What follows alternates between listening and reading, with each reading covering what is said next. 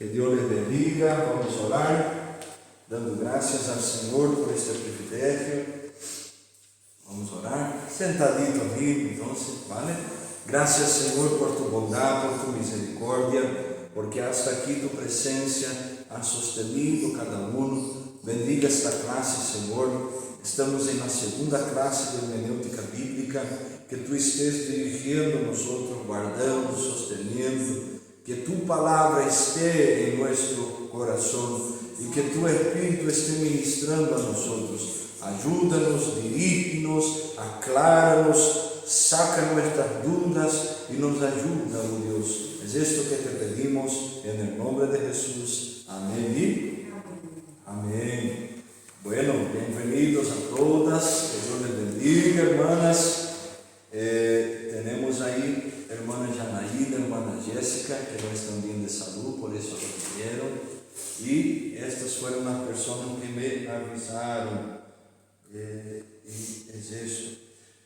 Recordando um pouquinho que nós aprendimos na classe passada, nós falamos sobre o que é hermenêutica bíblica, e aí falamos sobre seu significado literal, que é interpretar ou traduzir as escrituras. Hablamos sobre a hermenêutica bíblica ser a disciplina que provee os princípios e guias para interpretar a Bíblia. Hablamos sobre o que é princípio hermenêutico, uma regra que deve seguir-se se uno busca interpretar apropriadamente a Bíblia. Ou seja, a Bíblia interpreta a Bíblia e temos que mirar todo o contexto bíblico para que podamos entender o que o escritor, inspirado pelo Espírito Santo, estava querendo dizer verdadeiramente. E falamos sobre a norma hermenêutica, que é o significado literal de cada palavra. Eu falei a vosotras sobre uma sugestão de Bíblia que eu tinha e tenho aqui em manos hoje, la trago, que é da Bíblia Plenitud. E vou pedir que a irmã Mabel deixe a vosotras aí para que mirem, echen vistazo. Vosotras vão ver que a vezes há as palavras do dicionário bíblico de hebreu e grego Strong, que ajuda, a irmã Marcelite Edes, coisa boa, e ajuda em la interpretação das palavras, seu significado, na ideia da interpretação do contexto. Isso é de bendição.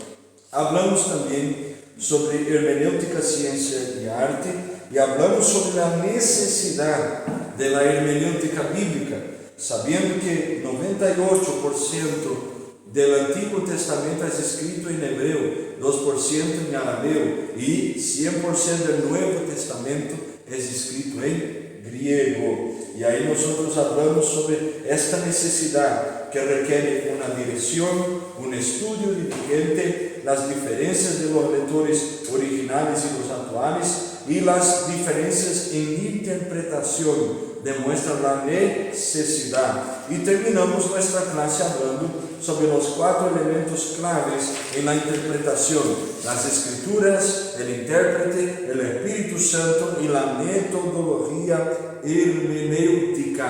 Então, te ubicando aí na enseñança de hoje, falando um pouquinho do resumo da classe passada. Hoje, nós vamos continuar na página de número 5 de nossa carpeta e vamos falar sobre a natureza de las escrituras. La naturaleza de las escrituras. Nós vamos observar a importância da natureza das escrituras em la hermenêutica. Nós vamos ler um pouquinho, paciência deste início, e daqui a pouquinho vamos explicar sobre os princípios claves da natureza das escrituras. Página de número 5. A importância da natureza das escrituras em la hermenêutica. Nuestras presuposições sobre a natureza da literatura que estamos estudando afetarão dramaticamente a nosso acercamento para compreendê-la. E aí temos um exemplo para entender isto. Tomemos, por exemplo, a diferença de acercamento que tendríamos al interpretar um documento se pensáramos que este documento é a propaganda engañosa de um inimigo em lugar de la declaração veraz de um amigo.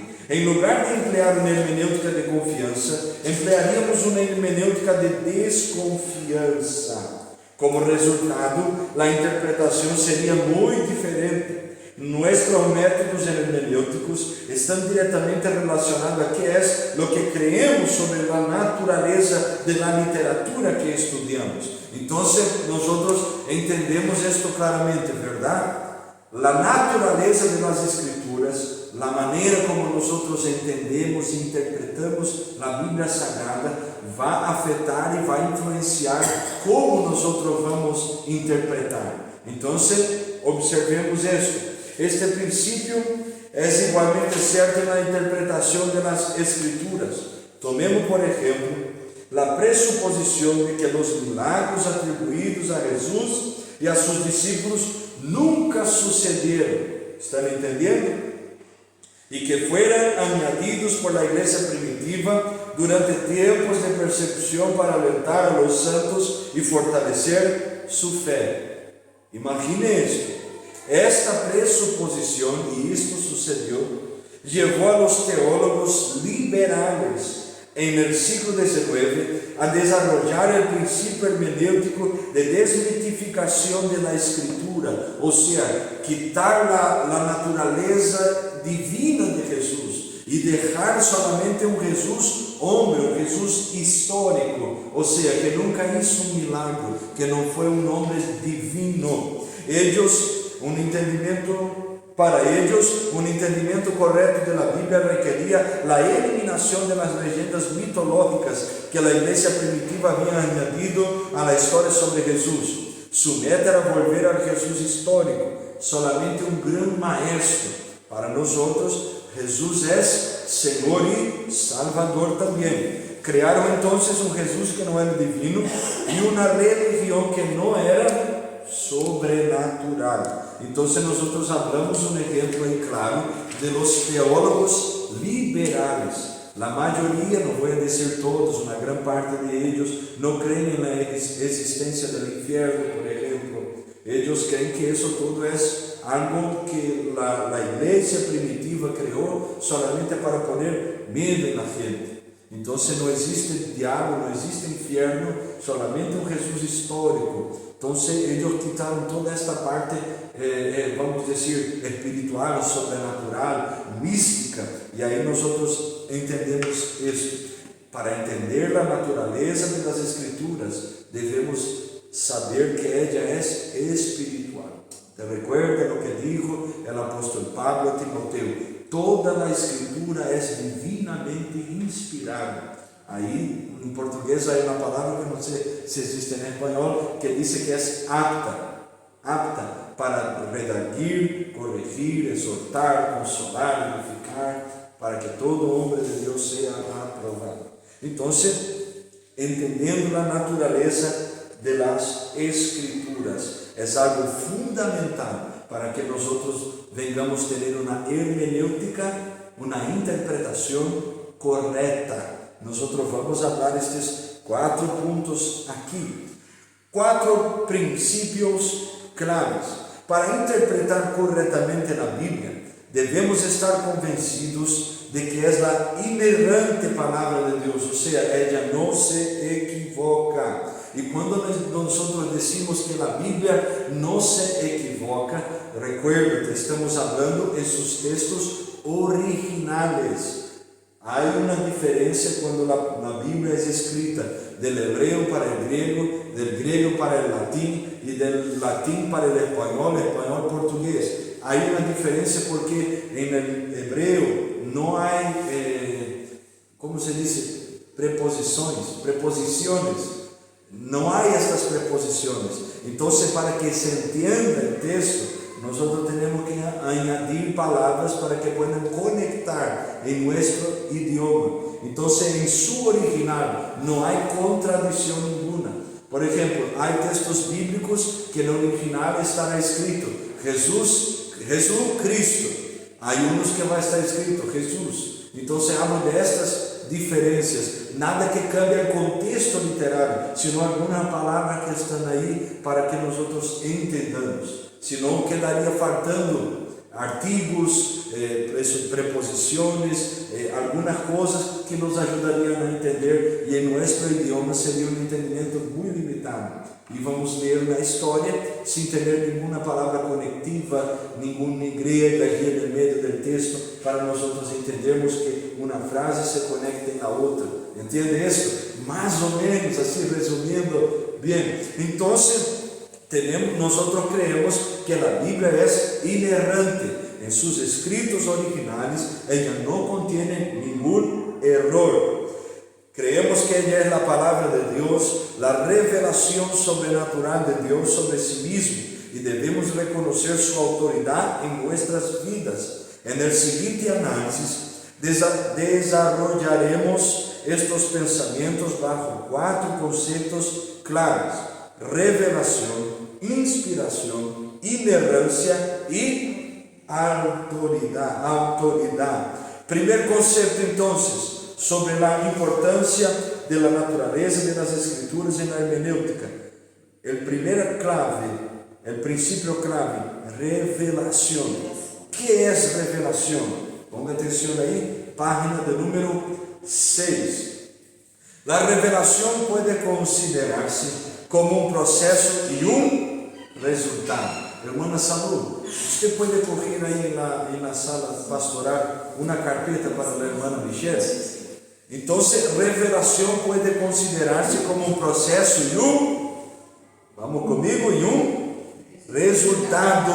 Como un proceso, ponga atención ahí, la revelación fue el proceso en el cual Dios comunicó soberanamente sus pensamientos invisibles y ocultos a los autores humanos de la Escritura, los profetas y apóstoles. Página 6, hermana Michelle. La misma no incluye la revelación de Dios en la creación, en el espíritu humano o en las experiencias relacionadas al espíritu. Y ahí están las referencias bíblicas.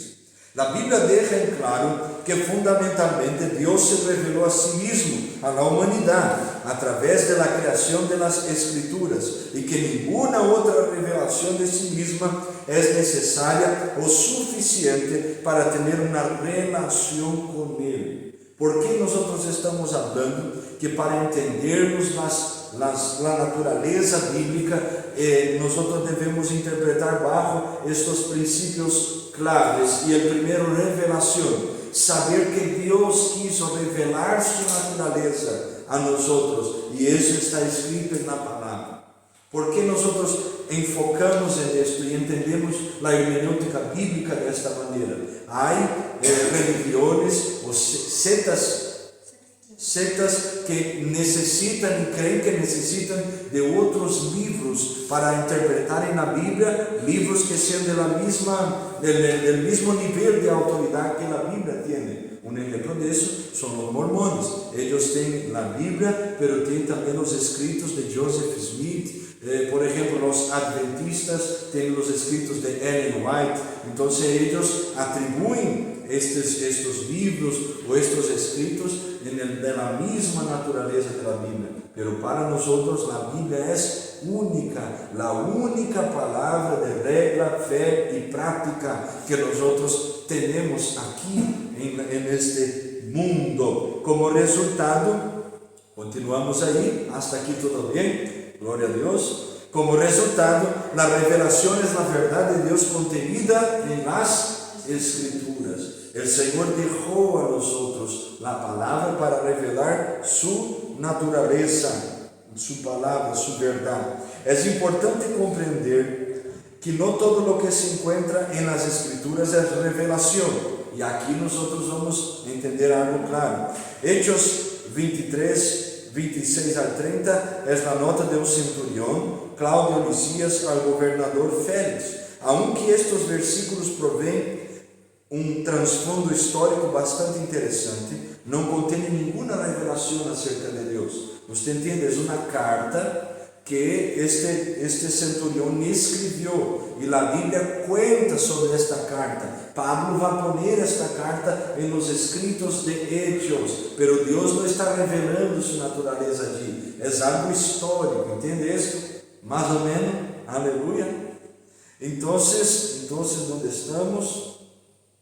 Aunque estos versículos proveen un trasfondo histórico bastante interesante, no contiene ninguna revelación acerca de Dios. Por otro lado, en Colosenses 1:15, un pasaje revelado, Pablo declara que Jesús es la imagen del Dios invisible, el primogénito de toda creación. Y ahí nosotros debemos entender cuáles son los pasajes claves para nosotros entendermos este principio clave de la revelación sobre la importancia de la naturaleza de las escrituras en la hermenéutica. Gloria a Dios, hermana Michelle. Va a salir todo bien, gloria a Dios.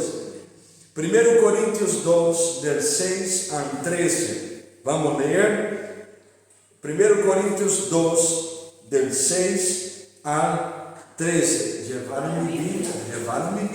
Pero alguien que tiene Biblia y puede leer, por favor. Hermana Celia, ayude a nosotros en este pasaje, por favor. Y hermana Mabel va a leer Hebreos capítulo 1, versículo 1 y 2. Hermana Celia va a leer 1 Corintios capítulo 2, versículo 6 al 13. Y hermana Mabel va a leer Hebreos capítulo 1, del 1 al 2. Estamos hablando sobre princípios claves para entender la naturaleza de las escrituras en la hermenéutica. Y el primero de ellos es la revelación. Pasajes claves sobre esta palabra. Hermana Celi, fuerte, rogamos. Sin embargo, hablamos sabiduría entre los que han alcanzado madurez y sabiduría, no de este siglo, ni de los príncipes de este siglo que perece, mas hablamos sabiduría de Dios, en misterio, la sabiduría oculta, la cual Dios predestinó antes de los siglos para nuestra gloria, la que ninguno de los príncipes de este siglo conoció, porque si la hubieran conocido, nunca habrían crucificado al Señor de gloria. Antes bien, como está escrito, cosas que ojo no vi, ni oído oyó, ni han subido en corazón de hombre, son las que Dios ha preparado para los que le aman. Pero Dios nos las reveló a nosotros por el Espíritu, porque el Espíritu todo lo escuadrinha, aún lo profundo de Dios. Porque ¿quién de los hombres sabe las cosas del hombre, sino el Espíritu del hombre que está en él? Así tampoco nadie conoció las cosas de Dios, sino el Espíritu de Dios. Y nosotros no hemos recibido el Espíritu del mundo, sino el Espíritu que proviene de Dios, para que sepamos lo que Dios nos ha concedido, lo cual también hablamos no con palavras enseñadas por sabedoria ou humana, sino com as que enseña o Espírito, acomodando lo espiritual a lo espiritual. Amén. Entonces, 1 Corintios 2, del 6 al 13. En 1 Corintios 2, del 6 al 13, podemos ver tres hechos importantes. Sublinha y apunte ahí. La sabiduría de Dios no es conocida por el mundo, es un misterio, está escondida. Segundo, es incognoscible para el mundo aparte de la revelación divina. Esta sabiduría no puede ser descubierta empíricamente. Ningún ojo ha visto, ningún oído ha escuchado, ni racionalmente, ninguna mente humana ha concebido. Las personas no pueden observarla ni alcanzarla por medio de razonamiento. Tercero, Dios a través de su Espíritu la reveló, es decir, el conocimiento de Dios requiere una revelación sobrenatural. ¿Entendieron? Gloria a Dios. Entonces estamos hablando sobre principios claves para entender la naturaleza de las Escrituras en la hermenéutica. El primero es revelación. Segundo pasaje clave para entendermos esto es Hebreos capítulo 1, versículo 1 y 2. Hermana Mabel, con ganas, Dios habiendo hablado muchas veces y de muchas maneras, en otros tiempos aludidos por los profetas, en estos postreros días nos ha hablado por el Hijo, a quien construyó heredero de todo y por quien asimismo hizo el universo. Sí. Entonces, de acuerdo a Hebreos 1 y 2, Dios se reveló progresivamente a un grupo selecto de individuos, y este proceso de revelación está completo ahora. La mención de profetas indica que esta revelación no fue dada a todas las personas, sino solo a un grupo selecto. Los profetas, a su vez, debían compartir esta revelación con otros. La forma principal en que la compartieron con las generaciones futuras fue escribirla en la Biblia. Asimismo, Dios nos reveló todo sobre sí mismo a la misma vez, por eso que es progresivo. Él habló muchas veces y de varias maneras.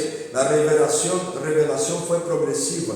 Él continuó dando más y a veces mayores revelaciones a lo largo del Antiguo Testamento. Finalmente, Dios dio su última revelación escrita. Jesucristo es tanto aquel a través de quien ha llegado la última revelación y sobre quien esta revelación final habla. El mensaje final ha sido dado. Conclusiones sobre este principio de clave para entendermos la naturaleza de las Escrituras en la hermenéutica. El hombre no podía conocer a Dios a menos que Dios revelara a sí mismo. Entonces, por eso que nosotros decimos que el velo del templo se rompió de alto a abajo, porque la acción primero vino del cielo, ¿entienden? Primero Dios quiso revelarse a nosotros, entonces es algo que vino de Él para nosotros. Segundo punto, Dios se reveló a sí mismo a través de los profetas en las Escrituras del Antiguo Testamento. Y tercer punto, la revelación de Jesucristo en el Nuevo Testamento es la revelación final de Dios. Cristo vino y cumplió las Escrituras que estaban escritas sobre Él. Él es la Escritura final y las palabras de Jesús son lo que sellaron, puedo decir así, sellaron esta Escritura. Amén. Entonces nosotros entendemos así, porque si no iban a continuar cosas escritas, pero Jesús concluyó esto. Cuando el Nuevo Testamento tiene las cartas de Pablo está doctrinando la iglesia a respecto de las cosas que Jesús habló. Entonces son cosas que se encajan. Entonces estamos hablando sobre principios claves para nosotros entendermos la importancia de la naturaleza de las Escrituras en la hermenéutica, o sea, para interpretar las Escrituras. Y el primer principio es la revelación, gloria a Dios. Y el segundo principio, ¿cuál es? Página de número 7, inspiración. Más allá de la revelación, nosotros entendemos la naturaleza de las Escrituras en su interpretación por inspiración también. ¿Qué es inspiración? Inspiración fue el proceso por el cual Dios guió, controló y supervisó a los autores humanos de la Escritura para asegurarse de lo que ellos escribieron fuera exactamente lo que Él quería revelarles. Recordando, en un tiempo de 1600 años, 66 libros fueron escritos por 40 escritores distintos, cada escritor de una cultura, de una profesión, en un lugar, en lugares distintos, tiempos distintos, costumbres distintos. Y ningún texto bíblico en su original se contradice. Entonces Dios reveló las Escrituras, pero también inspiró las Escrituras. La inspiración está limitada a los escritores originales y no incluye ninguna obra de Dios en la mente o en el corazón de los lectores. Las Escrituras son inspiradas, no el que las interpreta. Vosotros entendieron bien. La Escritura es inspirada, no nosotros que estamos leyendo, sino cada uno tendría una interpretación. Pero no somos nosotros que tenemos la inspiración, sino que la Biblia tiene la inspiración. Entonces ella habla y nosotros entendemos ella cuando interpretamos de esta manera. ¿Está claro? ¿Entendieron esta parte? Porque si no, cada uno iba a tener su Biblia y vivir de su manera. Y no es así. La Biblia es la inspiración y nosotros vamos hasta ella, no ella viene hasta nosotros. ¿Entendieron? Mejorcito. Diga algo, por favor. Amén. Amén. Quiero que vosotros entiendan. Yo sé que a veces es teórico, cansa la cabeza, pero tiene que entender eso. Si no, pregunte y vamos ahí caminando. La inspiración está limitada a los escritores originales y no incluye ninguna obra de Dios en la mente o en el corazón de los lectores. Las Escrituras son inspiradas y no el que las interpreta. Además, la inspiración está limitada a sus manuscritos originales. Las traducciones de las Escrituras no están inspiradas, esto es, Dios no guió soberanamente a los traductores de las Escrituras. Y eso nosotros vamos a hablar más adelante un poquito. Las traducciones reflejan esta inspiración cuando representan adecuadamente el original. Pastor, ¿hay Biblias que son distintas? Sí, hay Biblias que son distintas.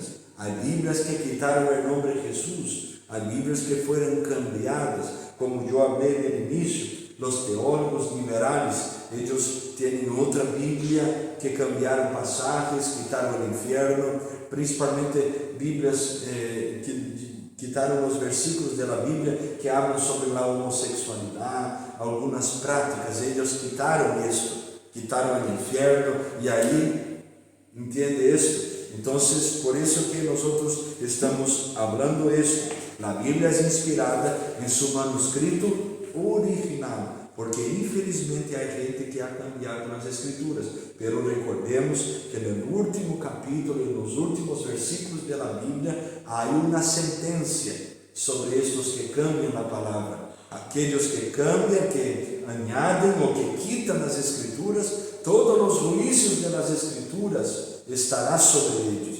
Y esto es algo que trae temor a nuestro corazón. Más o menos estamos ahí.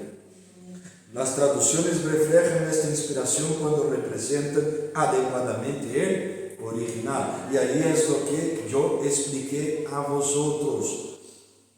Las traducciones del hebreo, la parte en arameo para el griego, del griego al latín, latín al español, español al portugués, hay diferencias. Recuerden, cuando yo quiero escribir algo en español, yo gastaré menos palabras de lo que cuando yo quiero escribir algo en portugués. Nosotros que hablamos portugués vemos esto. Cuando yo escribí mis libros, por ejemplo, hubo cambios de número de páginas, diferencia, 2, 3 páginas. ¿Por qué? Porque el español gasta menos palabras. Cuando Dios habló en el idioma de aquellos que estaban escribiendo. Entonces fue añadido. Por ejemplo, la palabra del nombre del hijo de nuestra hermana Salud, Yeshua, es una palabra que fue añadido los vogales, se dice así.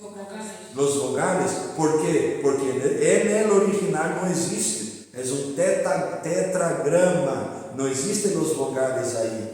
¿Entienden? Entonces el E, el U y el A fue añadido, no existe en el original, para que nosotros entendamos la naturaleza y el origen del nombre del Señor Jesús en hebreo, más o menos. Entonces lo que estamos diciendo es, la inspiración del cielo vino sobre ellos en sus idiomas originales. Y después lo que fue añadido no es algo que Dios habló, sino que es algo para facilitar nuestro entendimiento. Por ejemplo, cuando Dios habló, Dios nos dijo capítulo 1, versículo 27. No, eso fue añadido después. Cuando el Señor habló, el Señor nos dijo, la epígrafe o el título del texto será: el centurión romano clama por la sanidad social. No existe. Esto fue añadido después. Entonces nosotros debemos entender las traducciones. Voy a leer la última frase para que usted se recuerde. Reflejan esta inspiración cuando representan adecuadamente el original. Después nosotros vamos a mirar cuál es la traducción que tiene menos equívocos dentro de estas divergencias lingüísticas. Ahí nosotros vamos a hablar en la próxima clase. Aleluya. Amén. Entonces, sobre la inspiración tenemos dos pasajes y yo voy a pedir, hermana Salud, leer para nosotros 2 Timoteo capítulo 3 versículo 16 y hermana Poliana leer 2 Pedro capítulo 1 versículo 21. Hermana Salud va a leer, yo comento el 2 Timoteo 3:16, después hermana Poliana va a leer y yo voy a hacer el comentario sobre esto, para que nosotros no nos perdamos. Entonces estamos hablando sobre la naturaleza de las escrituras en la hermenéutica bíblica, la importancia de nosotros entendernos que esta naturaleza es una revelación, pero también es una inspiración. 2 Timoteo 3:16, con ganas, hermana Salud. Indiscutiblemente grande es el misterio de la piedad. Dios fue manifestado en carne, justificado en el Espíritu, visto de los ángeles, predicado a los gentiles, creído en el mundo, recibió arriba en gloria. De 2 Timoteo 3:16 pueden extraerse varios puntos. Primero, la inspiración comprende toda la escritura. Entonces, cuando hablamos todo, estamos hablando de ser completa. Usamos el término plenaria para describir esto. Segundo, la inspiración comprende las palabras de la escritura, no meramente los conceptos. Usamos el término verbal para decir esto. 1 Corintios 2:13. Tercero, la inspiración hace de Dios el autor supremo de la Escritura. Hebreos 3:7, 4:7. Es respirada por Dios. Theopneustos, respirada por Dios. El Señor reveló las Escrituras y el Señor inspiró las Escrituras. Pasaje clave, 2 Pedro, segunda carta. Ay, ahora. ¿Tú tienes en español? Por favor. 2 Pedro 1:21, fuerte hermana Poliana.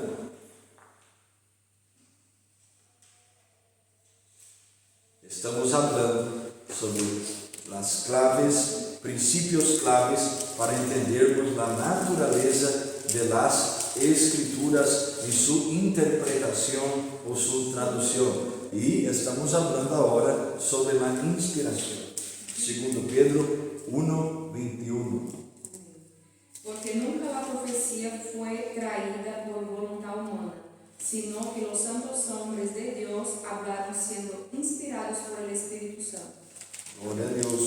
Entonces, 2 Pedro 1:21 nos ayuda a comprender la relación entre los aspectos humano y divino de la autoría de las Escrituras. El mensaje bíblico no se originó en el autor humano, sino que vino únicamente de Dios. Sin embargo, esto no significa que Dios dictó los mensajes a los autores humanos. En cambio, los autores humanos fueron impulsionados por el Espíritu Santo. Así como cuando tomamos un lápiz y escribimos, el Espíritu Santo tomó el instrumento humano y escribió. Así como mi escrita exhibe algunas características del lápiz que usé, como el color y el grosor, así también las escrituras exhiben algunas características de los autores humanos, como el estilo retórico y el vocabulario. Dios controló el proceso sin obstaculizar los rasgos singulares del carácter humano en cada escritor. Te explico. Cuando la Biblia está hablando sobre esta inspiración que no cambia el vocabulario, la cultura, la percepción humana, es como por ejemplo cuando el apóstol Juan en Apocalipsis va a describir las características de Jesús, que los colores de las cosas. Él estaba hablando, inspirado por el Espíritu Santo, pero la percepción que él tenía, el lenguaje que él utilizó, era un lenguaje que él estaba habituado, o sea, tenía en su día a día. Entonces él escribió entendiendo de aquella manera porque estaba familiarizado. Amén. Entonces Dios no anuló el entendimiento humano, no, sino que el Señor inspiró. Conclusiones. La inspiración es plenaria y verbal. Dios es el autor supremo de la Escritura. Los mensajes en las Escrituras son de Dios, no de los hombres. La inspiración no es dictado, sino que permite la individualidad del escritor. Y aquí yo abro un paréntesis. ¿Cuántas veces intentaron quemar las Biblias, todas las Biblias del mundo? No fueron una ni dos veces, fueron varias veces. ¿Cuántas veces intentaron quitar las Biblias, destruirlas, o hasta mismo inventar historias al respecto de ella? Pero ella continúa aquí. Ella está aquí en nuestras manos. Hoy nosotros tenemos un acceso muy grande al respecto de las informaciones. Tanto es que nosotros conmemoramos 506 o 507 años de Reforma Protestante.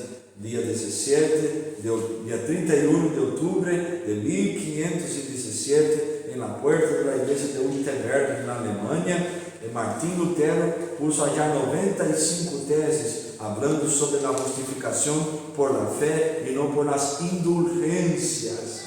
Acerté en el español, indulgencias, porque no hay como comprar la salvación de alguien. Entonces después de eso nosotros pasamos a tener un acceso a las Escrituras. Tanto es que hoy nosotros estamos estudiando sobre la interpretación de ella. Entonces no era posible esto suceder. Gobiernos se levantaron, gentes, reyes, gobernadores, pero la Biblia continúa. Ella es la revelación y ella es la inspiración de Dios. Tercer punto, principio clave para nosotros entendermos la naturaleza de las Escrituras en su interpretación. El primero es revelación. El segundo, inspiración. El tercero, inerrancia. ¿Qué significa inerrancia? La inerrancia es la enseñanza de que la Biblia no contiene errores. Muchos eruditos, enfrentados con las aparentes inconsistencias entre la ciencia y las declaraciones en la Escritura, batallaron con la idea de la inerrancia. Algunos niegan la inerrancia de la Escritura y en su lugar la sustituyen por el concepto de infalibilidad, diciendo que la Biblia es confiable en todo lo que afirma sobre Dios y su voluntad. Es mejor definir la idea de la inerrancia como hace Dockerer, cuando establece que la Escritura es completamente cierta en todo lo que afirma en la medida de la precisión buscada según el propósito del autor, en todo lo relacionado a Dios y sus creaciones. Tomemos, por ejemplo, la afirmación del meteorólogo que la salida del sol mañana será a las 6:45 de la mañana. Todo científico sabe que el sol no sale, la tierra da vueltas. Sin embargo, esta es una afirmación verdadera cuando comprendemos que la descripción es fenomenológica, no científica. En nuestra experiencia, entonces el sol sale. Portanto, a interpretação apropriada da Escritura é necessária para descobrir sua enseñanza inerrante. Quando a ciência da Escritura parece contradecir-se, temos conclusões científicas defectuosas ou na interpretação incorreta da Escritura. Veja no artículo de lei para uma reflexão maior sobre o tema de la inerrância. E aí este artículo vamos deixar para depois nós outros mirarmos, amém? Senão quedamos aí toda a noite. No que está dizendo aqui? Bíblia e ciência não se contradizem. Há equívoco em uma das duas, de aquele que está em uma tese científica ou em aquele que está interpretando a Bíblia. A Bíblia e a ciência nunca estão em guerra. A Bíblia comprova o que a ciência diz. Prueba disso, Galilei foi o homem que dijo que a Terra era redonda, não é? E o profeta Isaías vai dizer que o Senhor também falou que a Terra era redonda, pero 700 anos antes ou mais, se me falha a memória, ou mais. Então já havia isto. A Bíblia já estava falando sobre isso. Por exemplo, quando Salomão vai escrever sobre as correntes das águas, depois de tantos e tantos anos, eles vão descobrir que a Bíblia estava solamente descrevendo algo que a ciência acaba de descobrir. E tantos anos antes, a Bíblia já estava falando. Me gusta ouvir o cientista Adalto Lourenço, está em português, porque ele é cientista e é cristiano. E ele habla tantas vezes que a Bíblia comprueba o que a ciência vai descobrir solamente depois. Então, a Bíblia é inerrante, ela é inerrante e é infalível. Ela já errou coisas. A Bíblia não se equivoca. Deus não se equivocou em las Escrituras. Você pode ler a Bíblia 500 milhões de vezes. Você não vai descobrir nenhuma contradição. O Senhor deixou as Escrituras e elas são confiáveis para nós. Passagens claves, porque aprendimos classe passada que Bíblia se interpreta com Bíblia. Juan 17, irmã Michelle, por favor, leia para nós, pero com ganas, irmã Michelle. Glória a Deus. Juan capítulo 17, versículo 17 também. E eu vou pedir aí, irmã Salu, abra por favor números 23, 19 e irmã Mabel vai ler 1 Samuel 15, 29. Sim, o Novo Testamento, Mateus, Marcos, Lucas, Juan. Juan 17, 17, antes de Hechos de los Apóstoles. E irmã Salu, número 23, 19 e irmã Mabel, primeiro livro de Samuel, capítulo 15, versículo 29. Antes de Hechos. Juan 17, 17. Depois de Hechos, Romanos. E encontraste? Sí. 17, versículo 17 também. Estamos falando, só para recordar você, de los princípios claves sobre a importância da natureza das Escrituras em la hermenêutica. Primeiro de ellos é a revelação, o segundo de ellos é a inspiração e o terceiro que nós estamos falando é a inerrância. Então, passagem clave sobre a inerrância da Bíblia, Juan 17, 17, irmã Michelle, fuerte. Santifícalos en tu verdad, tu palabra es verdad. Glória a Deus. Todo o versículo 17. Solo isso, claro. Em Juan 17, 17, o Senhor não disse que as Escrituras contêm a verdade. E, irmãos, que disse aí o versículo? Santifícalos en tu verdad, tu palabra es verdad. Tu palavra é verdade. Então, Jesus não está dizendo que a Bíblia contém, a palavra contém a verdade. E você não imagina quanta gente cai neste erro quando diz que a Bíblia contém a palavra de Deus. E isto é equívoco. A Bíblia é a palavra de Deus. Todo o que o Senhor quis falar, o Senhor revelou nas Escrituras, senão que elas são a verdade.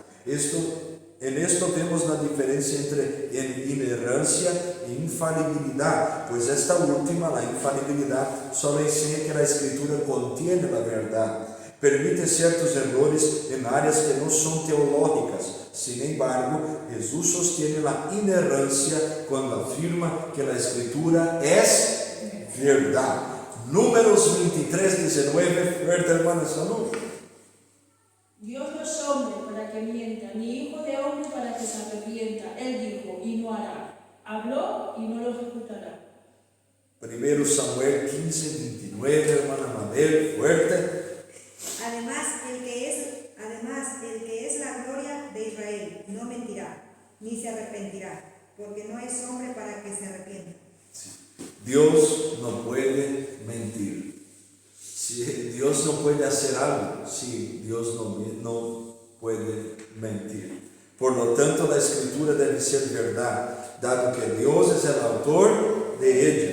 Esta es una conclusión razonable. Ciertamente un alto concepto de la inspiración requiere de un alto concepto de la inerrancia. Por el contrario, si tenemos un bajo concepto de la inerrancia, en última instancia tendremos un bajo concepto de la inspiración. ¿Entendiste esta parte? Si nosotros creemos que la Biblia es pasible de errores, nosotros no vamos a creer en la inspiración de las Escrituras. Vamos a tener dificultad. Pero si nosotros creemos que la Biblia es inerrante, nosotros también creemos verdaderamente que las Escrituras fueron inspiradas por Dios, porque ellas son la revelación de Dios. Amén. Entonces, conclusión sobre inerrancia: las Escrituras son verdad en todo lo que afirman. Las aparentes contradicciones entre la ciencia y la Escritura existen por conclusiones científicas defectuosas o interpretaciones defectuosas de la Escritura. Entonces estamos hablando y ya vamos sobre el cuarto principio clave de la naturaleza de las Escrituras en su interpretación. El primero, revelación. Segundo, inspiración. Tercero, inerrancia. Y el cuarto principio es la autoridad. Definición: la autoridad es la enseñanza que las Escrituras tienen el derecho absoluto y supremo sobre la vida de todas las personas, revelando lo que debemos creer, o sea, su doctrina. Doctrina es un conjunto de normas y dogmas y cómo debemos vivir, practicar. Entonces, tanto en nuestra doctrina como en nuestra práctica, la autoridad es la enseñanza de que las Escrituras tienen el derecho absoluto y supremo sobre la vida de todas las personas. Esta autoridad suprema no es compartida con ningún otro. Y ahí se recuerden de lo que ya hablé a vosotros, que hay gente que cree que para entender la Biblia ellos tienen que coger otro libro para poder interpretarla. Esta autoridad suprema no es compartida con ningún otro. Uno de los argumentos claves de la reforma contra el catolicismo era que solo la Escritura debe ser la autoridad suprema.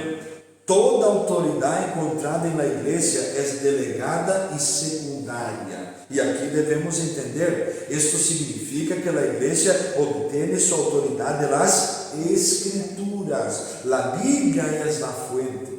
Y por lo tanto, debemos volver a las Escrituras para comprender y conocer a Dios. No podemos meramente oír las enseñanzas y dictados de la iglesia o cualquier sistema teológico. Las Escrituras, o sea, son nuestra fuente. Allá que nosotros encontramos vida y que la iglesia existe por las Escrituras. Que todo lo que es delegado, o sea, los liderazgos, toda la parte organizacional de la iglesia viene por causa de las Escrituras. Ella es el centro.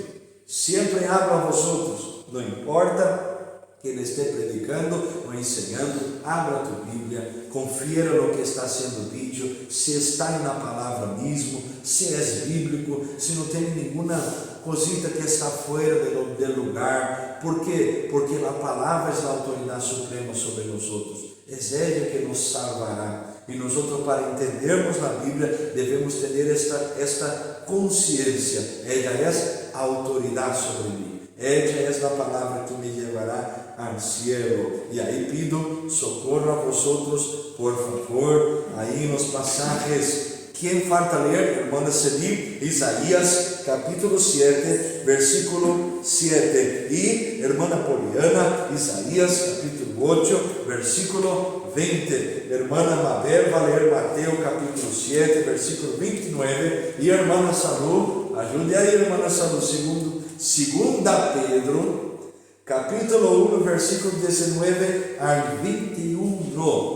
Sempre quando nós hablamos um livro do Antigo Testamento, são livros. Então, primeiro Samuel, primeiro Crônicas, primeiro Reis. Quando nós hablamos no Novo Testamento, são cartas. Então, primeira Pedro. Às vezes nos confundimos, mas deve ser assim. Salmos não é Salmo capítulo 1, é Salmo número 1, porque são canciones. Amén. Solo para recordar esto. Entonces las escrituras, la naturaleza de las escrituras tienen principios claves para que podamos interpretarla. El primer de ellos, revelación. Segundo, inspiración.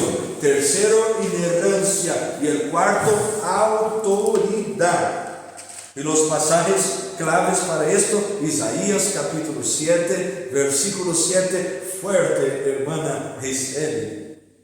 Portanto, Jeová é o Senhor disse, assim não subsistirá nem será.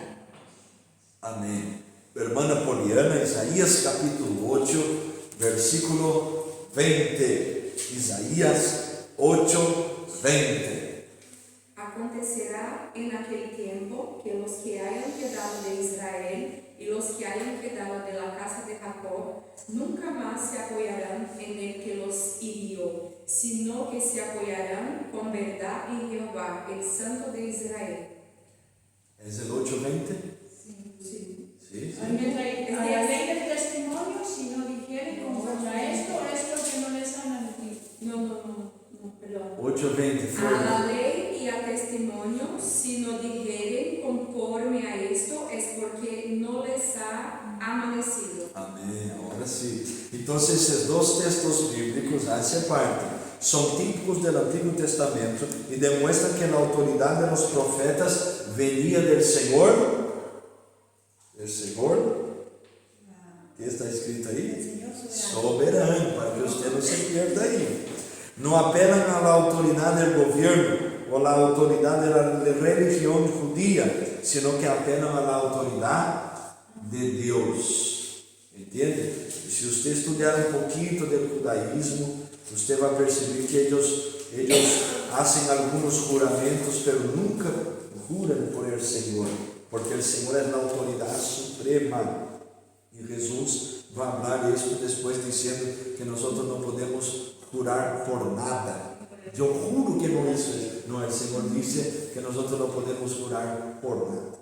Então, Mateus capítulo 7, versículo 29, hermana Mabel. Porque les enseñaba como quien tiene autoridad y no como los escribas. Amém. Neste texto, nós vemos grande contraste respeito à autoridade.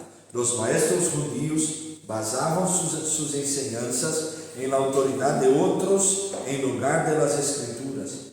Jesus, sin embargo, enseñaba com autoridade. La visión aquí es que la autoridad es inherente en Dios, no en las enseñanzas de los hombres. En contraste con los maestros judíos, Jesús apelaba a la escritura como su autoridad. Y aquí Lucas 4, 8 y 12 va a hablar sobre esto. Cuando Jesús va a ser tentado por el diablo, Jesús declara la escritura.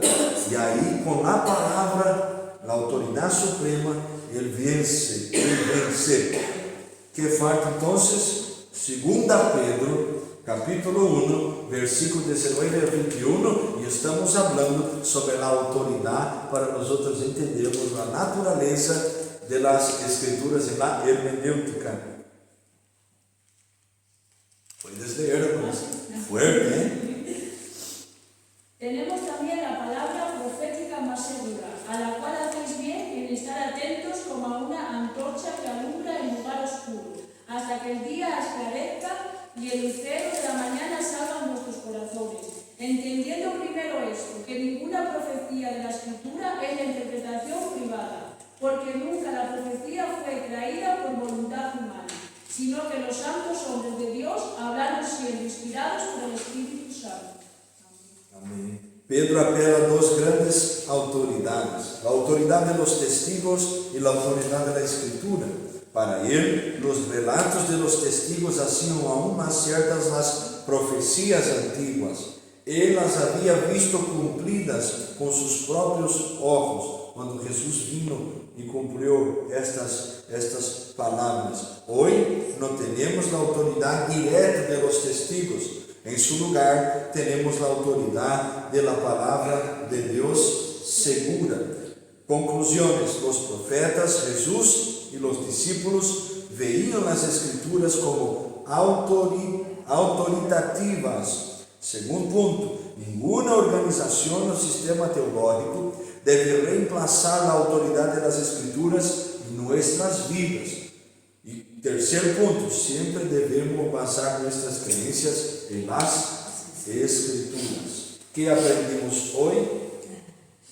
Hoje nós aprendimos sobre a natureza de las Escrituras e que para entender a natureza de las Escrituras nós devemos ter 4 princípios claves: revelação, inspiração, inerrância e autoridade. Eu creio que você nunca mais vai deixar de ver a Bíblia da mesma maneira, ou vai continuar vendo ela da mesma maneira. Creio que você vai quedar com isto em seu coração. Para que eu entenda esta palavra, eu tenho que saber, ela foi revelada, ela foi inspirada, ela é inerrante, ou seja, não tem erro nenhum, e ela é essa autoridade sobre minha vida, sobre meu hogar, sobre minha casa, mais allá que todas as coisas. Então, e creio também em nome de Jesus que você não vai quedar um dia sem ver a Bíblia. Amém, amém, Senhor, visita. Amém. Então, esta foi nossa classe de hoje. Vosotros entenderam? Tem alguma dúvida? Sim, hable fuerte. Las nuevas traducciones bíblicas, ¿qué piensas? ¿Cómo? Las nuevas traducciones. Esse será o tema da próxima classe.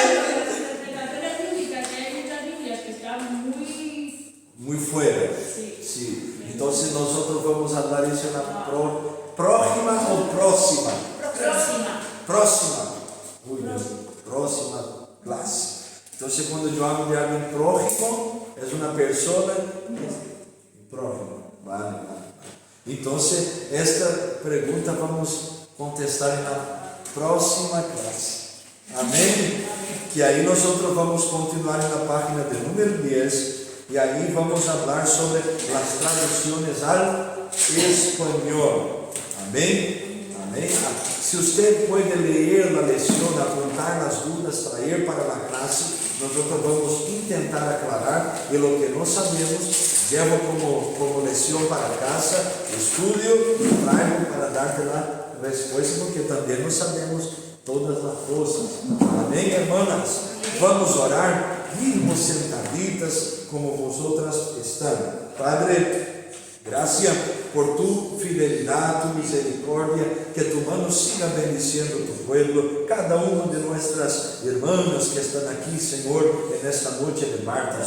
Bendiga también a aquellos que van a mirar este video en vivo. Confirma, Señor Dios, nuestro entendimiento, Señor Dios, sobre la naturaleza de las Escrituras para podermos interpretar, para podermos tener una interpretación hermenéutica correcta, Señor Dios. Ella es la palabra del Señor, la palabra que fue revelada, la palabra que que fue inspirada, la palabra que es inerrante y la palabra que es verdaderamente autoridad sobre toda nuestra vida. Ayúdanos a guardar esto en nuestro corazón y enséñanos a amar las Escrituras día en pos de día. Muchas gracias, Señor. Lleva cada uno en paz. Nosotros te agradecemos y alabamos tu nombre en el nombre de Jesús. Amén.